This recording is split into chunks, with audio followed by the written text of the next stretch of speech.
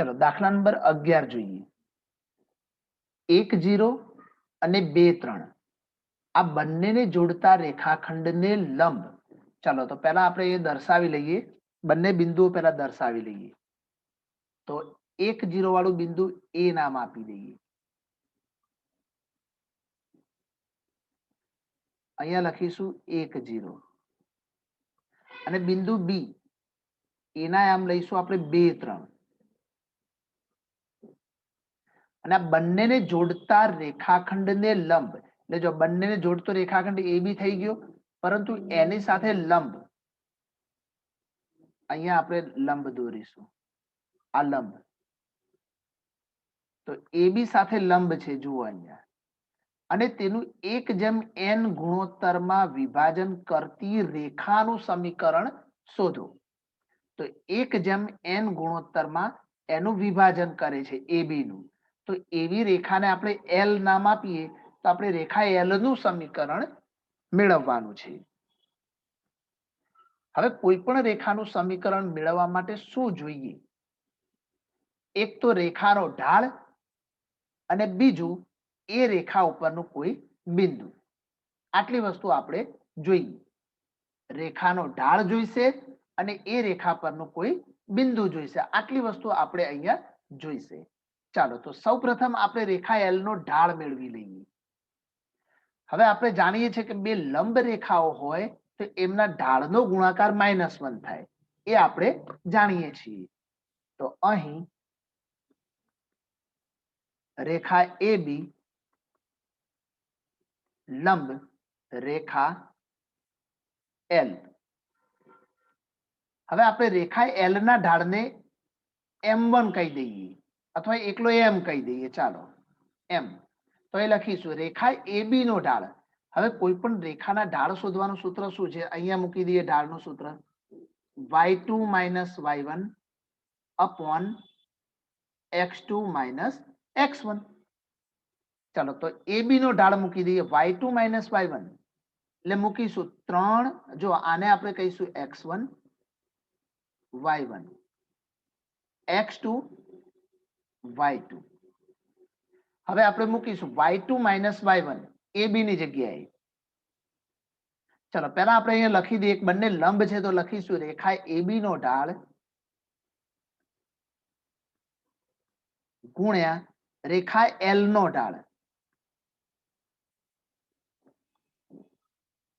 બરાબર -1 થાય હવે રેખા AB નો ઢાળ તો આપણે સૂત્ર મુજબ અહીંયા લખીશું તો y2 - y1 એટલે કે 3 - 0 આ રહ્યા y2 અને આ રહ્યા y1 upon x2 - x1 એટલે કે 2 - 1 ગુણ્યા રેખા L ના ઢાળને આપણે M સંકેત દ્વારા ઓળખીશું 3 માંથી 0 જાય તો 3 અને 2 માંથી 1 જાય તો 1 એટલે 3/1 એટલે 3 તો અહીંયા ઢાળ મળી જશે આપણને -1/3 અને આ M મળ્યો M એટલે શું રેખા L નો ઢાળ ચલો આ રેખા L નો ઢાળ મળી ગયો આપણને આપણે રેખા L નું સમીકરણ શોધવું હોય તો બે વસ્તુ જોઈએ ઢાળ અને એ રેખા ઉપરનું બિંદુ ચલો ઢાળ મળી ગયો આપણને -1/3 હવે રેખા L ઉપરનું કોઈ પણ એક બિંદુ તો ધારો કે અહીંયા જે બિંદુ હશે એને શોધી શકાય કારણ કે એ રેખા AB નું 1:n ગુણોત્તરમાં વિભાજન કરે છે તો વિભાજનનું સૂત્ર વાપરીશું આપણે ચલો અહીંયા તમારે કોઈ બી નામ આપવો તો આપી શકો છો બિંદુ P તો હવે લખીશું અહીંયા P ના યામ ગુણોત્તરો તો આપણે દૂર બિંદુ વાળું સૂત્ર 1 ની જોડે કોણ આવશે તો અહીંયા 2 આવશે 1 × 2 એટલે 2 વત્તા n ની જોડે આવશે અહીંયા પાછો 1 એટલે n × 1 એટલે n અને છેદમાં બંને ગુણોત્તરનો સરવાળો એટલે કે 1 + n આ એનો x યામ મળ્યો y યામ શોધી લઈએ આપણે ચાલો હવે 1 ની સાથે આવશે y યામનો તગડો એટલે 3 × 3 પ્લસ n × 0 એટલે 0 ચાલો તો આ હવે કઈ ના લખીએ તો ચાલે ત્યાં અપોન 1 પ્લસ n. તો આ રીતે બિંદુ P ના આયામ મળી જશે આપણને. તો જુઓ રેખા L પરનું એક બિંદુ P છે, તો રેખા L પરનો બિંદુ P ના યામ પણ મળી ગયા અને રેખા L નો ઢાળ પણ મળી ગયો. તો ઢાળ મળી ગયો અને બિંદુ P મળી ગયું. તો બિંદુ અને ઢાળનો ઉપયોગ કરવા વાળું સૂત્ર છે ઢાળ બિંદુ સ્વરૂપ. તો અહીંયા લખીશું ઢાળ બિંદુ સ્વરૂપ. ચાલો એનું સૂત્ર શું છે એ તમને આવડતું હોવું જોઈએ. તો y minus y1 upon y2 minus y1. ચલો આ જે સૂત્ર લખવા જઈએ અને x minus x1 upon x2 minus x1 એ બે બિંદુ વાળું છે સૂત્ર. અહીંયા ફક્ત એક જ આવશે y minus y1 equal to m કૌંસમાં x માઇનસ x1. એટલે x1 ને y1 એક બિંદુ થઈ ગયું ને, એટલા માટે એક બિંદુ આપેલું ત્યારે આપણે આ સૂત્રનો ઉપયોગ કરીશું. ચલો દરેકે દરેક કિંમતો એની અંદર અપ્લાય કરી લઈશું. તો y જ રહેશે. y1 એટલે p બિંદુનો y યામ. દેખો આને x1 કહીશું અને આને y1 કહીશું. યાદ રાખજો. તો y1 ની જગ્યાએ મુકાશે 3 upon 1 plus n equal to હવે m એટલે ઢાળ આપ્યો છે -1/3 કૌંસમાં x માઇનસ x1. હવે x1 ની જગ્યાએ શું મૂકીશું આપણે? તો 2 plus n upon 1 plus n. ચલો બધી કિંમતો ગોઠવાઈ ગઈ. હવે આને થોડુંક સિમ્પ્લિફાઈ કરવાનો ટ્રાય કરીશું આપણે. ચલો અહીંયા લસા લઈ લઈએ આ જગ્યાએ. તો 1 પ્લસ n y ને ગુણાશે અને -3. આખાના છેદમાં 1 પ્લસ n તો આવવાના જ છે. અહીંયા -1/3. અહીંયા બી લસા લઈ લઈએ તો x ને ગુણાશે 1 પ્લસ n -2 પ્લસ n તો આવવાના જ છે અને આખાના છેદમાં આવશે 1 પ્લસ n. દેખો બંનેના છેદ ઉડી જશે. હવે વાત છે ખાલી અંશની. તો અંશને થોડુંક સાદુરૂપ આપવાનો ટ્રાય કરીએ આપણે.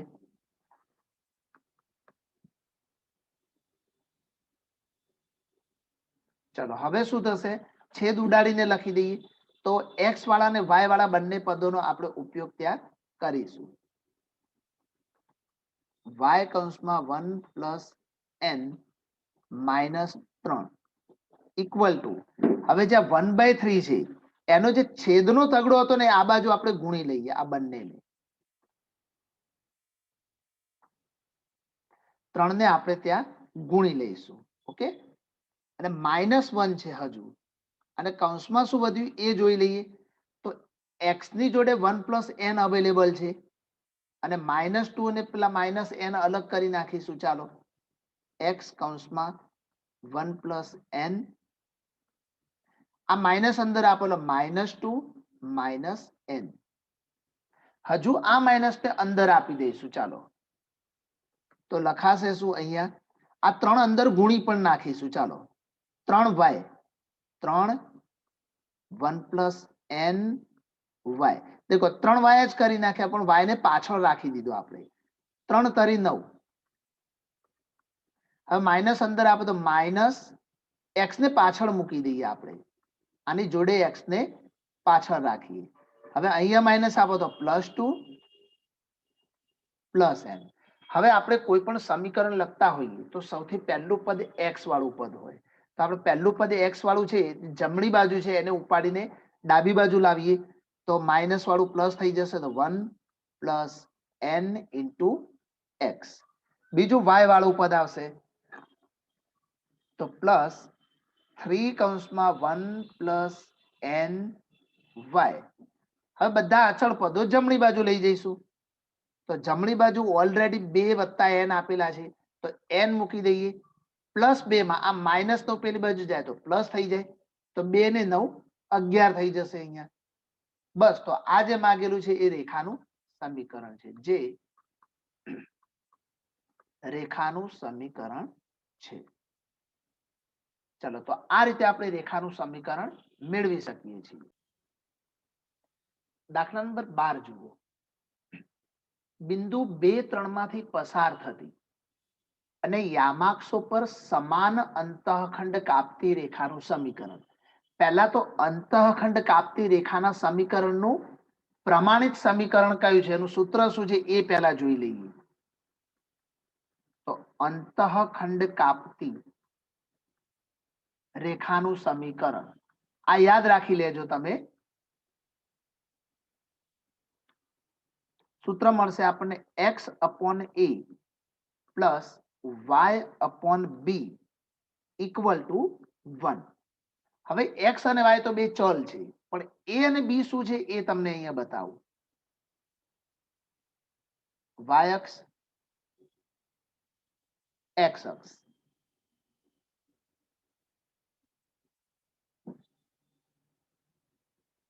હવે કોઈ રેખા છે ને એ બંને અંતઃખંડ કાપે છે, એનો મતલબ કે એ આ રીતે પસાર થાય છે. આ જે ટુકડો x નો વધ્યો એને x અંતઃખંડ કહેવાય, અને એ આપણને એની નીચે એ આપેલું છે અને આનું મૂલ્ય a કહેવાય. અને આ જે ટુકડો છે એ y અંતઃખંડ કહેવાય આને, અને એનું મૂલ્ય b છે. પરંતુ આ દાખલામાં શું કીધું છે કે સમાન અંતઃખંડ છે, એનો મતલબ a બરાબર b છે. તો તમે b ની જગ્યાએ પણ a લખો તો ચાલે કે ના ચાલે? બંને જગ્યાએ a અથવા બંને જગ્યાએ b, તમને જે ગમે એ લખી શકો, કારણ કે અહીંયા સમાન અંતઃખંડ કાપતી રેખાની વાત કરવામાં આવેલી છે. એટલે આપણે કહી શકીએ કે x અંતઃખંડ a અને y અંતઃખંડ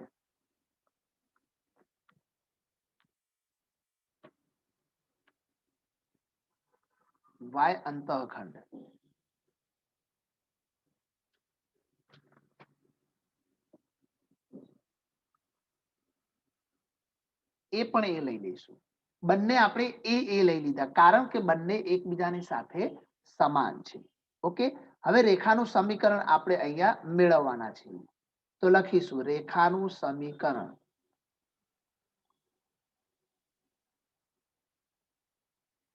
ચલો રેખાનું સમીકરણ સૂત્ર આપણે હમણાં જ જોઈ ગયા કે x/a પ્લસ y/b, પરંતુ b ની જગ્યાએ આપણે એ જ લેવાનો છે કારણ કે y અંતઃખંડ પણ શું છે આપણી જોડે એ જ છે, એન્ડ ઇક્વલ ટુ 1 થશે.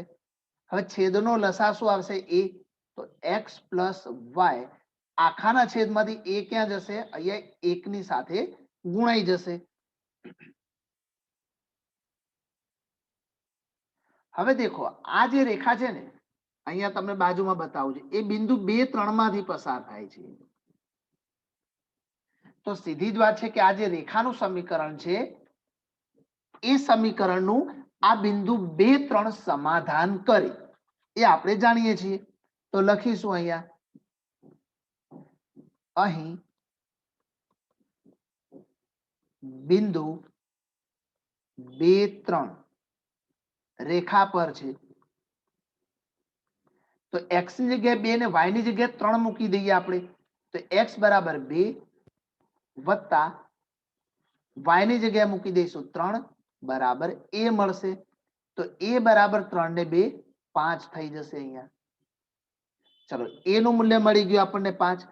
તો બસ, તો હવે આ 5 ને આપણે જે રેખાનું સમીકરણ શોધીને તૈયાર કર્યું છે એની અંદર અપ્લાય કરી દઈએ. તો લખીશું કે a બરાબર 5 ને સમીકરણ 1 માં મૂકતા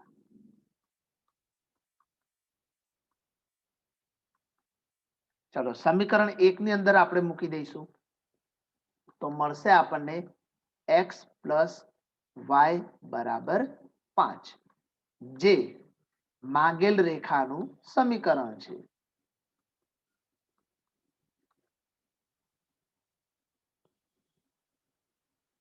તો મેઇન વસ્તુ આની અંદર શું આવી? અંતઃખંડ.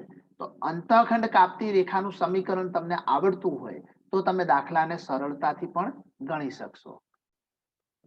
નંબર 13, જેના અક્ષો પરના અંતઃખંડોનો સરવાળો 9 હોય.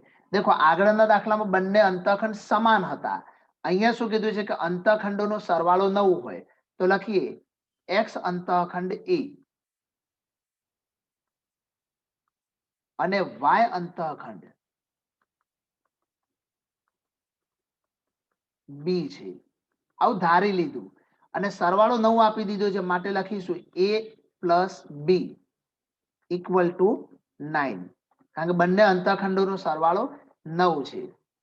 પરંતુ આપણે અંતઃખંડ સ્વરૂપનું સમીકરણ તો જાણીએ જ છીએ, તો એ લખીશું કે રેખાનું અંતઃખંડ સ્વરૂપનું સમીકરણ, રેખાનું અંતઃખંડ સ્વરૂપનું સમીકરણ શું બનશે? તો x upon a plus y upon b equal to 1. હવે છેદમાં એક a અને b આપેલા છે, તો આપણે આ પરિણામમાંથી કોઈ પણ એકને કરતા બનાવીશું. સપોઝ a ને કરતા બનાવો તો 9 માઇનસ b અને b ને કરતા બનાવો તો 9 માઇનસ a. કોઈ પણ એકને કરતા બનાવી દઈશું અને એને આની અંદર અપ્લાય કરીશું. તો અહીંયા આવશે x અપોન a ની જગ્યાએ મૂકવાનું છે 9 minus b plus y upon b as it is equal to 1. ચલો હવે આપણે આનું સમાધાન કરવાનું છે. દેખો આ જે સમીકરણ છે બિંદુ 2 2 માંથી પસાર થાય છે એ આપણે જાણીએ છીએ. ચલો આ રેખાનું સમીકરણ તો મળી ગયું આપણને, આને નંબર 1 આપી દઈએ. પરંતુ આપેલી રેખા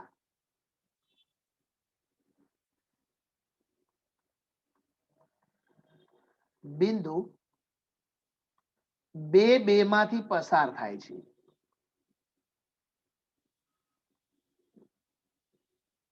હવે જો એ બિંદુમાંથી પસાર થાય 2 2 માંથી, તો 2 2 આનું સમાધાન કરે તો પરિણામ 1 ની અંદર આપણે બિંદુ 2 2 ને અપ્લાય કરી દઈશું.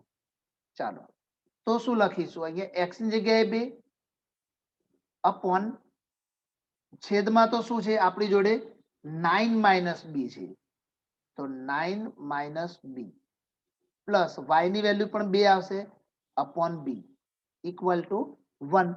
હવે અહીંયા લસા લઈ લઈશું આપણે ચોકડી ગુણાકાર કરીને.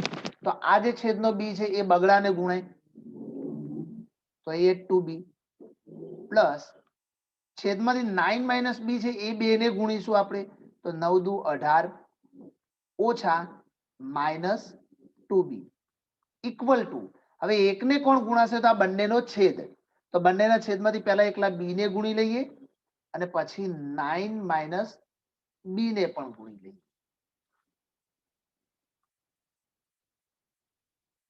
ડાબી બાજુમાંથી 2b કટ, વધ્યા એકલા 18. જમણી બાજુમાં b ને તમે ગુણી નાખો તો 9 સાથે ગુણીએ તો 9b અને b ને માઇનસ b સાથે ગુણીએ તો માઇનસ b સ્ક્વેર. જમણી બાજુથી બંનેને ડાબી બાજુ લાવો તો b square minus 9b plus 18 equal to 0.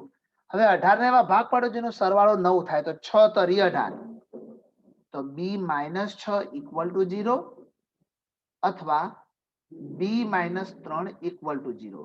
અવયવ પાડવામાં તમને કોઈ તકલીફ ના પડવી જોઈએ એવું હું પણ માનું છું. તો b બરાબર 6 और b बराबर 3. अब जो b बराबर 6 હોય તો a બરાબર શું હોય? તો આપણે આની અંદર મૂકીશું, આમાં મૂકી દઈશું તો b 6, તો a બરાબર 3 મળી જશે આપણને. 9 માઇનસ 6 કરો એટલે 3 થઈ જશે અને b 3 લઈએ તો a બરાબર 6 મળે. ચલો અહીંયા બે પરિણામ મળે આપણને.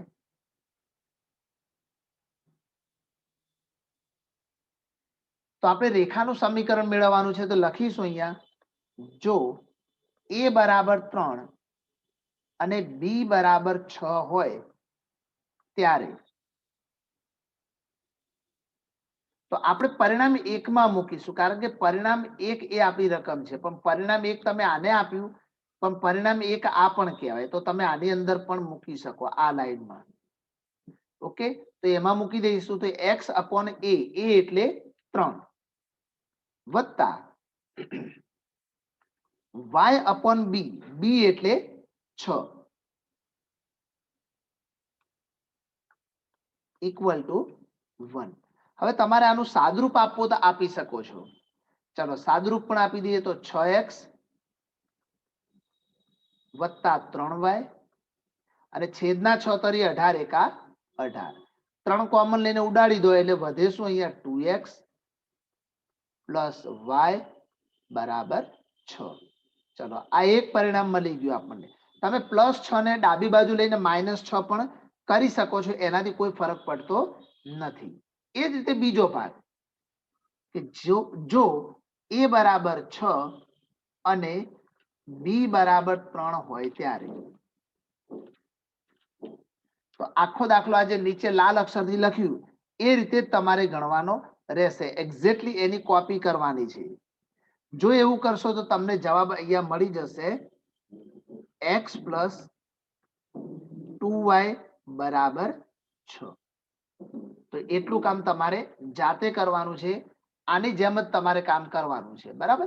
આ જ પરિણામની અંદર એ કિંમતો પણ ત્યાં મૂકવાની છે. ચલો દાખલા નંબર 14 જુઓ. 0 2 માંથી પસાર થતી અને x અક્ષની ધન દિશા સાથે 2π/3 માપનો ખૂણો બનાવતી રેખાનું સમીકરણ મેળવો. એટલે આટલે સુધી એક રકમ આપેલી છે આપણને. ચલો અહીંયા આપણે એની એક સિમ્પલ આકૃતિ ડ્રો કરીએ. આકૃતિ પરીક્ષામાં દોરવી કમ્પલસરી નથી, યાદ રાખજો. આ માત્ર એક સમજવા માટે દોરીએ છીએ આપણે આકૃતિ.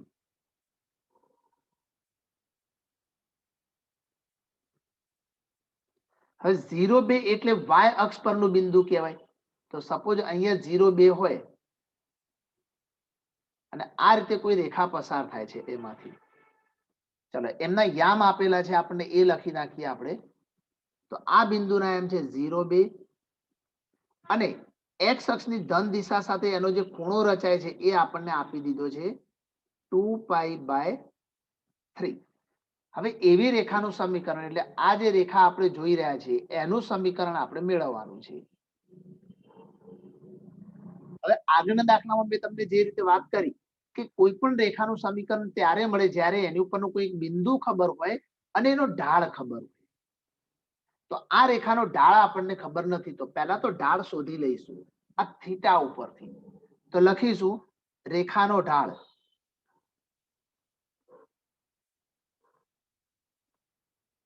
m બરાબર tan થીટા. આ એની ફોર્મ્યુલા છે.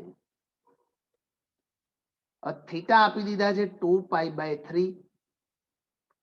હવે 2π/3 ની ડાયરેક્ટ વેલ્યુ આપણે ના શોધી શકીએ તો એને કન્વર્ટ કરો તો π - π/3. કેમ આવું કર્યું? દેખો 3 × π એટલે 3π અને 3π માંથી 1π જાય તો 2π. તો 2π ના છેદમાં 3 આ રીતે બની જાય. હવે તમે જાણો છો ઓલ એસટીસી પ્રમાણે પાઈ અહીંયા હોય, પાઈ માંથી બાદ કરો તો π - π/3 અહીંયા જતા રહેશે. બીજું ચરણ. બીજા ચરણમાં tan નેગેટિવ હોય તો -tan π/3. tan π/3 એટલે tan 60 જ કહેવાય. તો એનું મૂલ્ય મળશે આપણને √3 અને આગળનું માઇનસ એઝ ઇટ ઇઝ રહેશે. તો દેખો ઢાળ મળી ગયો આપણને અને બિંદુ તો તમને આપી જ દીધું છે 0 2. તો અહીંયા લખીશું હવે રેખાનું સમીકરણ. ઢાળ બિંદુ સ્વરૂપ આ સૂત્ર છે એમ. y - y1 equal to m કૌંસમાં x - x1. ચલો આ સૂત્ર મુકાશે. તો y1 એટલે શું? તો જે બિંદુ આપ્યું છે 0 2 એમાં y ની વેલ્યુ 2 કહેવાય તો એ y1 થઈ જશે. ઢાળ આવશે -√3 અને x1 નું મૂલ્ય 0 છે તો ત્યાં આવશે 0. તો x - 0 એટલે x જ કહેવાય.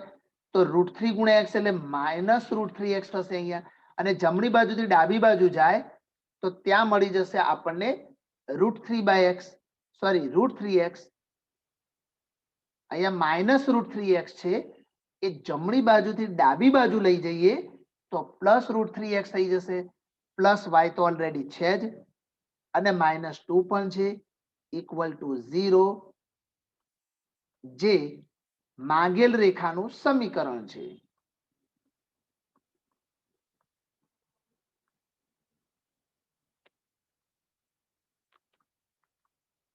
હવે તમે જુઓ આ એક ભાગ પૂરો થઈ ગયો, હજુ દાખલો અધૂરો છે. ચલો હવે રકમ શું કહે છે?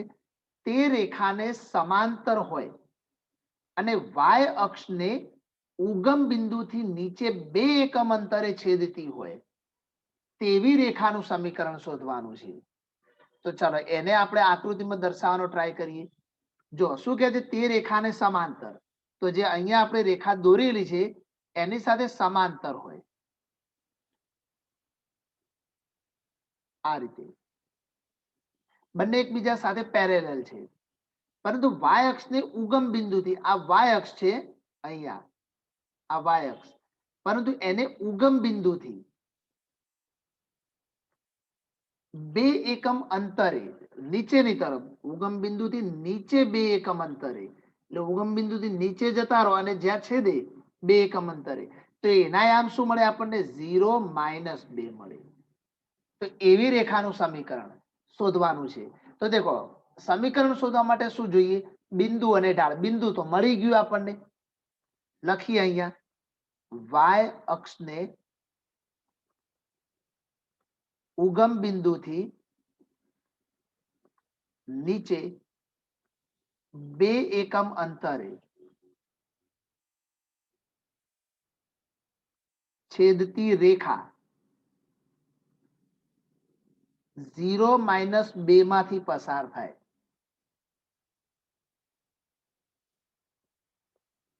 ચલો આ મળી ગયું આપણને.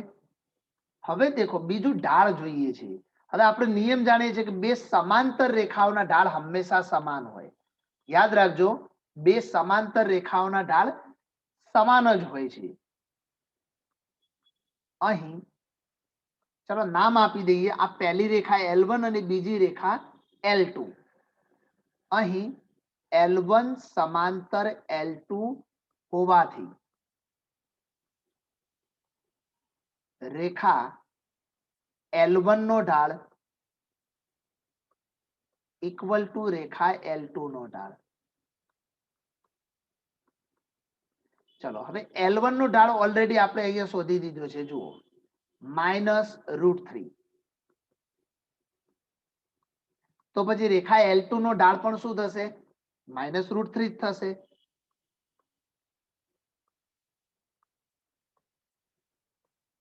ચલો તો રેખા L2 નો ઢાળ પણ મળી ગયો આપણને અને બિંદુ પણ મળી ગયું.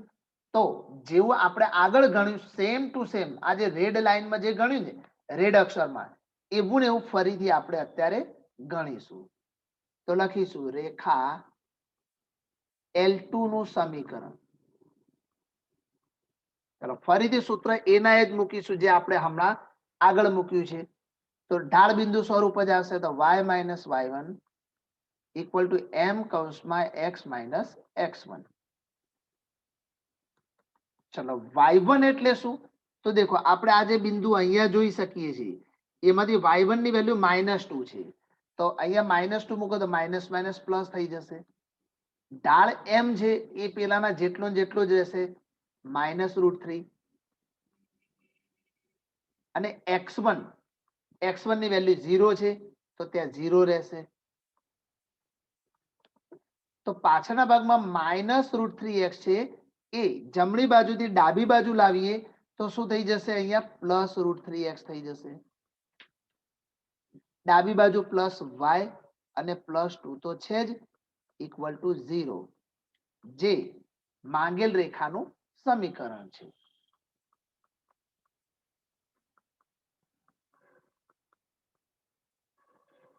તો આ રીતે આપણે આ દાખલાને પણ અહીંયા ગણી શકીએ છીએ. સિમ્પલ દાખલા છે, બસ સમજવાની જરૂર છે કે જે રેખાનું સમીકરણ મેળવવાનું હોય એ રેખા ઉપરનું કોઈ એક બિંદુ અને એ રેખાનો ઢાળ તમને ખબર હોવી જોઈએ. દાખલા નંબર 15 ની રકમ ઉગમ બિંદુમાંથી દોરેલા ઉગમ બિંદુમાંથી રેખા પર દોરેલા લંબનો લંબપાદ -2 9 હોય. ચલો પહેલા આકૃતિ દ્વારા આને સમજો.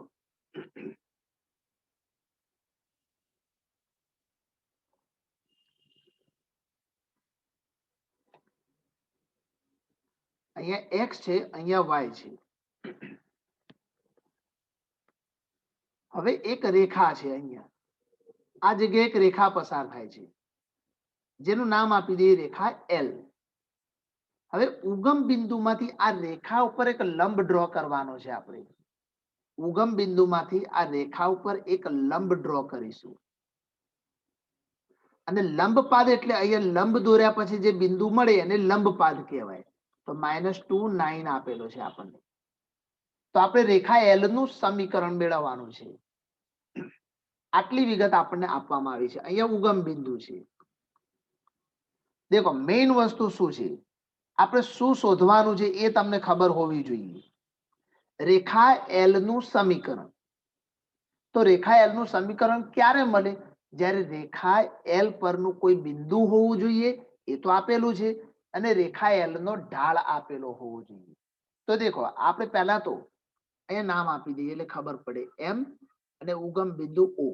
તો OM નો ઢાળ મળી જશે કારણ કે બંનેના બિંદુઓ ખબર છે આપણને. O અને M ના યામ આપણે જાણીએ છીએ. તો ચલો પહેલા એટલું તો કામ કરી નાખો. OM નો ઢાળ, બે બિંદુ આપેલા હોય એમાંથી ઢાળ શોધવો તો સૂત્ર છે y2 - y1 upon x2 - x1. y2 એટલે 9 ઓછા y1 એટલે 0, x2 એટલે -2 અને x1 એટલે પણ 0. તો -9/2 મળી ગયા આપણને. હવે આ જે OM અને રેખા L બંને એકબીજા જોડે લંબ છે, તો બંનેના ઢાળનો ગુણાકાર -1 થાય. જો તમે ડાયરેક્ટ લખવા ઈચ્છતા હો રેખા L નો ઢાળ, તો અહીંયા આવી રીતે લખી શકાય. પહેલા OM લંબ રેખા L માટે રેખા L નો ઢાળ ડાયરેક્ટ કેવી રીતે લખવાનું? તો જે OM નો ઢાળ હોય એના વિરોધીનો વ્યસ્ત કરવાનો. એના વિરોધીનો વ્યસ્ત, વિરોધી કરો એટલે માઇનસ નું પ્લસ થઈ જાય, અને વ્યસ્ત કરો તો 9/2 ની જગ્યાએ થશે 2/9. તો આ ડાયરેક્ટ પણ મળી જાય, તમારે સૂત્ર મૂકવાની પછી કોઈ જરૂર નથી. તો દેખો રેખા L નો ઢાળ પણ મળી ગયું અને રેખા L પરનું એક બિંદુ પણ મળી ગયું. જુઓ, તો હવે ઢાળ બિંદુ સ્વરૂપ સૂત્ર છે એનો આપણે ઉપયોગ કરીશું.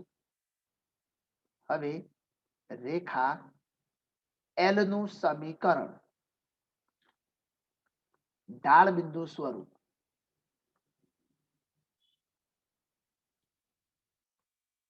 સૂત્ર છે y - y1 = m કૌંસમાં x - x1. મોસ્ટલી બધા દાખલામાં આ સૂત્ર વાપરીએ છીએ, એટલે આ સૂત્ર તમને આવડતું જ હોવું જોઈએ. ચલો y ની વેલ્યુ તો y જ રહેશે. y1 ની વેલ્યુ શું લઈશું? તો રેખા L ઉપર જે બિંદુ આપ્યું છે એને આપણે x1 અને y1 કહીશું. તો y1 ની વેલ્યુ 9 આવશે. ઢાળ m કેટલો લેવાનો છે? તો રેખા L નો ઢાળ અહીંયા છે 2/9 અને x - x1 નું મૂલ્ય આવશે -2, એટલે -2 થશે. છેદનો નવડો અહીંયા ગુણી નાખીશું. તો 9y - 9 × 81 બરાબર 2x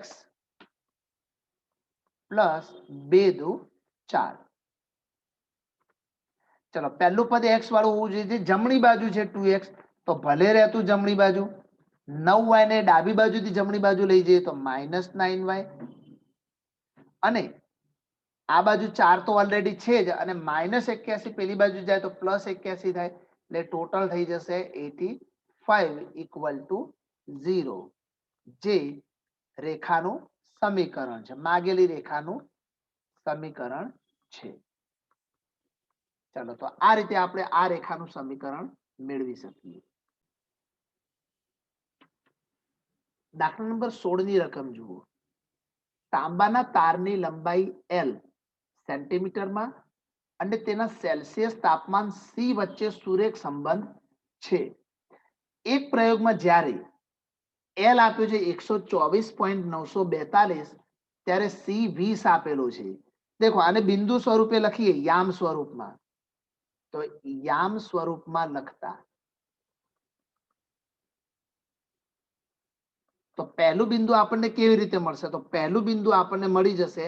દેખો ઓલવેઝ કેવું હોય કે સેલ્સિયસ ને આપણે એક્સ અક્ષ પર અને લંબાઈને આપણે વાય અક્ષ પર દર્શાવીશું. તો અહીંયા આ બંને વચ્ચેનું જે રિલેશન એલ અને સી છે, તો સી ને પહેલા લખીશું એટલે 20, અને એલ ની જે વેલ્યુ છે એને પાછળ રાખીશું 124.942. અને બીજું બિંદુ કેવી રીતે મળશે? તો બીજું રિલેશન અહીંયા આપેલું છે આ બંને વચ્ચે. તો સી 110 પહેલા આવશે અને એલ નું મૂલ્ય 125.134 એ બીજા નંબરમાં આવશે. અને આ રીતે બે બિંદુઓ મળી ગયા. હવે એલ અને સી વચ્ચેનો સુરેખ સંબંધ મેળવો. એનો મતલબ એવો થાય કે આ બંને બિંદુમાંથી પસાર થતી રેખાનું સમીકરણ મેળવી લેવાનું. કારણ કે આ બંને બિંદુ એલ અને સી માટે છે. આ બિંદુ એલ છે અને આ બિંદુ સી છે. આ બિંદુ એલ છે અને આ બિંદુ સી છે. તો એનો મતલબ એક્સ યામ આપણે સી તરીકે લઈશું અને વાય ની જગ્યાએ આપણે એલ લીધો છે. આ માત્ર એક સમજ માટે છે. બે બિંદુમાંથી પસાર થતી રેખાના સમીકરણનું સૂત્ર તો આપણે લખીશું અહીંયા. યાદ કરો, બે રેખાઓ બે બિંદુ આપેલા હોય તો એમાંથી પસાર થતી રેખાનું સમીકરણ કેવી રીતે મૂકી શકાય? તો લખીશું y-y1 upon y2 minus y1 equal to x minus x1 upon x2 minus x1. આ રીતે આપણે આને દર્શાવી શકીએ. ઘણા આને આ રીતે પણ લખે છે, y minus y1 upon x minus x1 સામે y2 minus y1 upon x2 minus x1. બંને સેમ જ છે આ બંને સૂત્રો. મેં ફક્ત આ બંનેને ઇન્ટરચેન્જ કર્યા છે, બરાબર? એ કરી શકો તમે. આ બંનેને પણ ઇન્ટરચેન્જ કરી શકો, એનાથી કોઈ ફરક ના પડે. ચલો, તો બે બિંદુમાંથી પસાર થતી રેખાનું સમીકરણ તો અહીંયા લખી દઈએ આપણે રેખાનું સમીકરણ. ચલો, એના ઉપરથી સૂત્ર મૂકી દીધું. હવે આપણે આને કહીશું x1, આને કહીશું y1, આને કહીશું x2, આને કહીશું y2. ચલો, એ બિંદુ દર્શાવી દીધા. હવે આપણે આની અંદર અપ્લાય કરીએ. ચલો, y1 ની વેલ્યુ મુકાશે 124.942 upon y2 minus y1, તો y2 ની વેલ્યુ છે 125.134 ઓછા y1 ની વેલ્યુ છે 124.942 સામે x minus x1. હવે x1 છે આપણી જોડે 20 upon x2 minus x1, તો x2 ની વેલ્યુ છે 110 ઓછા, ચલો x1 નું મૂલ્ય મૂકી દઈશું આપણે 20. ચલો, એમની બાદબાકી કરી દઈશું.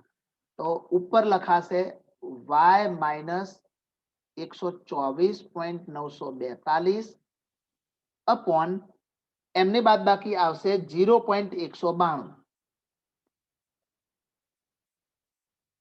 સામે x minus 20 અને અહીંયા આવશે 90.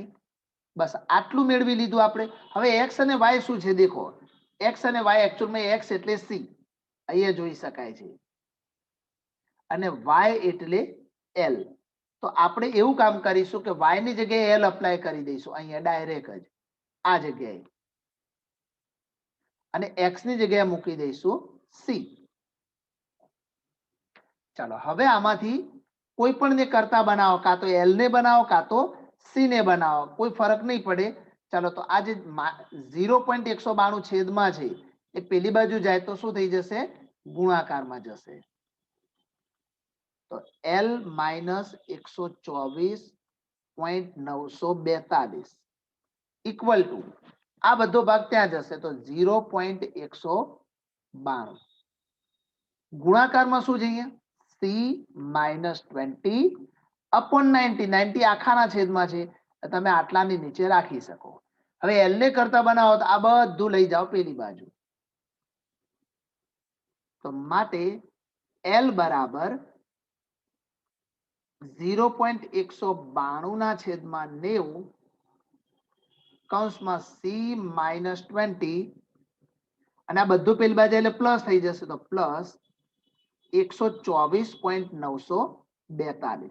હવે તમે ઈચ્છો તો આ જે ભાગ છે C અને 20 ને ગુણીને પણ આગળ સિમ્પ્લિફાઈ કરી શકો, પરંતુ આપણે તો L અથવા તો C કોઈ પણ એકને કરતા બનાવવાનો છે, એટલે પછી વધુ આગળ ન ગણતા તમે આને જવાબ સ્વરૂપે રાખી શકો છો.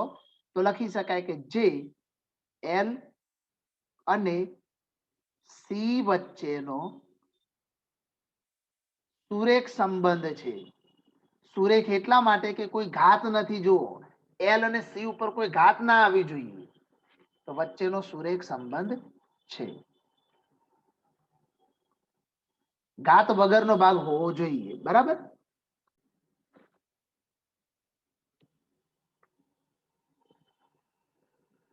નંબર 17 ની રકમ જુઓ. એક દૂધના વેચાણ કેન્દ્રનો માલિક પ્રત્યેક અઠવાડિયે 980 લીટર દૂધ ₹14 પ્રતિ લીટરના ભાવે, એટલે આપણે આને છે ને આગળના દાખલાની જેમ જ બિંદુઓ સ્વરૂપ દર્શાવી લઈએ. ચાલો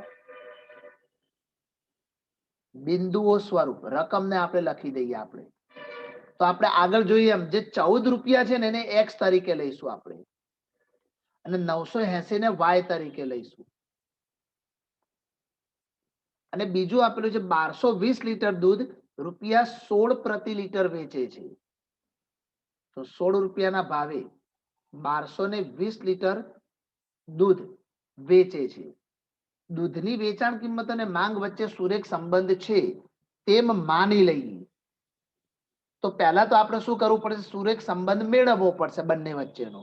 તો લખી દઈએ આ બે બિંદુમાંથી પસાર થતી રેખાનું સમીકરણ. આ બંને બિંદુઓમાંથી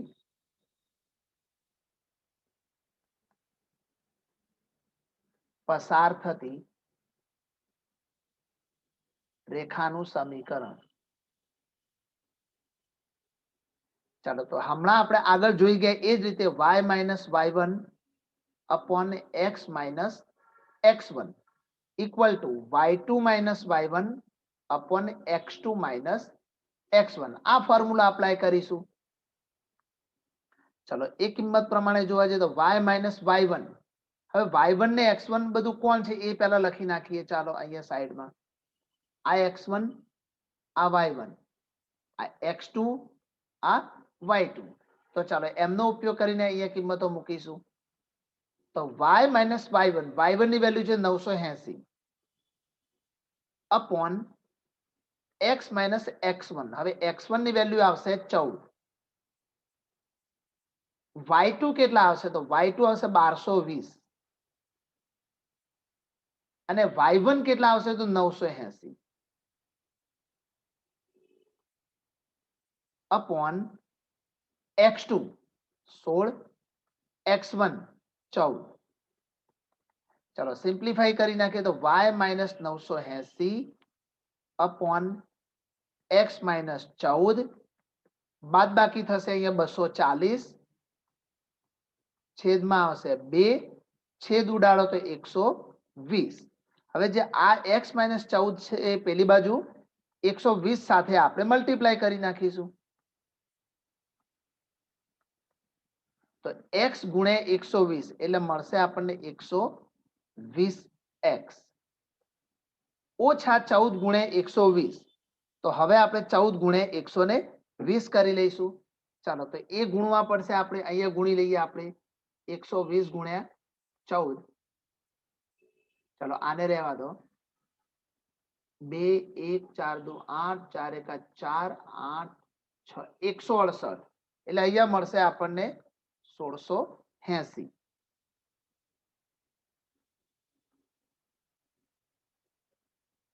હવે એ 1680 ની અંદર આપણે શું કરીશું? ચલો થોડુંક સિમ્પ્લિફાઈ કરી નાખીએ. હજુ બી જમણી બાજુ 120x તો છે જ, તો એને રહેવા દો. ડાબી બાજુથી y ને ઉઠાઈને લઈ જાઓ એટલે શું થઈ જશે માઇનસ y થઈ જશે અને જે -1680 છે એમને પેલી બાજુ લઈ જાઓ એટલે શું થઈ જશે +1680 અને -980 તો છે જ તો અહીંયા મળશે 120x -y બરાબર બાદબાકી કરે તો 80 જાય 16 માંથી 9 જાય તો 7 એટલે 700 ચલો આ આપણને રેખાનું સમીકરણ મળી ગયું બંને બિંદુમાંથી પસાર થતી રેખાનું સમીકરણ મળી ગયું હવે શું કહે છે તે પ્રત્યેક અઠવાડિયે 17 પ્રતિ લીટરના ભાવે ₹17 પ્રતિ લીટરના ભાવે કેટલા લીટર દૂધ વેચી શકે તો આપણે હવે x ની જગ્યાએ 17 મૂકવાના છે અને y નું મૂલ્ય ત્યાં મેળવવાનું છે તો લખીએ આપણે અહીંયા આગળ ઉપર તમારે લખવું લખી શકો કે x ભાવ છે અને y દૂધ છે લીટરમાં ચલો એને અહીંયા અપ્લાય કરો તો લખીશું અહીંયા આપણે x બરાબર 17 ત્યારે y બરાબર કેટલા અપ્લાય કરી દઈએ તો 120x તો 120x ની વેલ્યુ 17 ઓછા y બરાબર 700 માઇનસ y ને પેલી બાજુ લઈ જવાનું 700 ને અહીંયા લાવી દઈશું અને 120 ગુણ્યા 17 આપણે કરી દઈશું તો દેખો 120 ગુણ્યા 17 કરવાના અને એમાંથી તમારે 700 ને બાદ કરવાના છે તો તમને ત્યાં y નું મૂલ્ય મળી જશે 1340 લીટર તો લખીશું કે જ્યારે 17 રૂપિયાના ભાવે એ દૂધ વેચે તો કેટલા લીટર દૂધ વેચી શકે 1340 લીટર દૂધ વેચી શકે તો ટૂંકમાં લખું છું કે 1340 લીટર દૂધ વેચી શકે